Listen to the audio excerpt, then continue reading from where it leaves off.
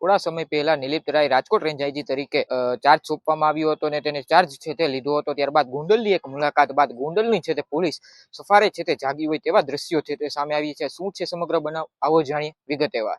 વૈષ્ણવજન તો તેને કહીએ જે પીડ પરાઈ જાનાને રે।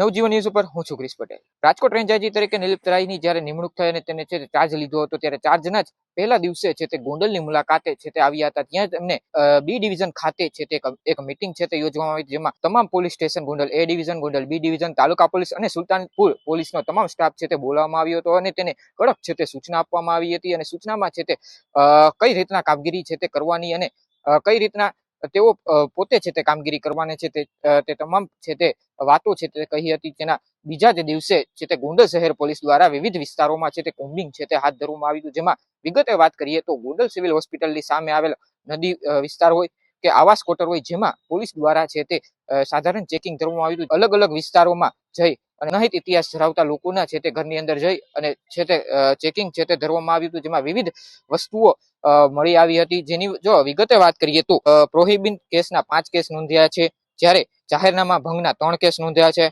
આ ઉપરાંત 7 વાહનો છે તે ડિટેન પણ કરવામાં આવ્યા હતા। આમ મળી અને કુલ વિવિધ છે તે કેસો કરવામાં આવ્યા હતા અને દંડકીય કાર્યવાહી છે તે કરવામાં આવી હતી। ત્યારબાદ ગોંડલ શહેર પોલીસ દ્વારા છે તે વિવિધ વિસ્તારોમાં છે તે પેટ્રોલિંગ પણ હાથ ધરવામાં આવ્યું હતું। છે તે ગોંડલ શહેર પોલીસ દ્વારા વિવિધ વિસ્તારોમાં કોમ્બિંગ છે તે હાથ ધરવામાં આવ્યું હતું અને રાતના સમયે નેશનલ હાઈવે ઉપર અથવા તો મેઇન રોડ ઉપર અડ્ડો જમાવીને બેઠેલા લોકોમાં પણ એક ફફડાટ છે તે જોવા મળ્યો હતો। ત્યારબાદ વિવિધ વિસ્તારોની ખાણીપીણીની જે દુકાનો હોય ત્યાં પણ પોલીસ દ્વારા છે તે કડક સૂચના છે તે આપી દેવામાં આવી હતી। આ જોવાનું રહ્યું કે આવનારા દિવસોમાં હજુ પણ આવી જ કોમ્બિંગ છે તે ચાલુ રહેશે। પોલીસ દ્વારા છે તે એવું જણાવવામાં આવ્યું છે હવે આ કોમ્બિંગને લઈ અને ગોંડલ શહેરમાં એ કાયદો અને વ્યવસ્થા ઉપર છે તે જે સવાલો ઉઠ્યા હતા તે હવે અંત તરફ જઈ રહ્યા હોય તેવા પણ દ્રશ્યો છે તે સામે આવી રહ્યા છે। આવા ને આવા નવા વિડીયો જોવા માટે નવજીવન ન્યૂઝને લાઈક કરો, સબસ્ક્રાઇબ કરો।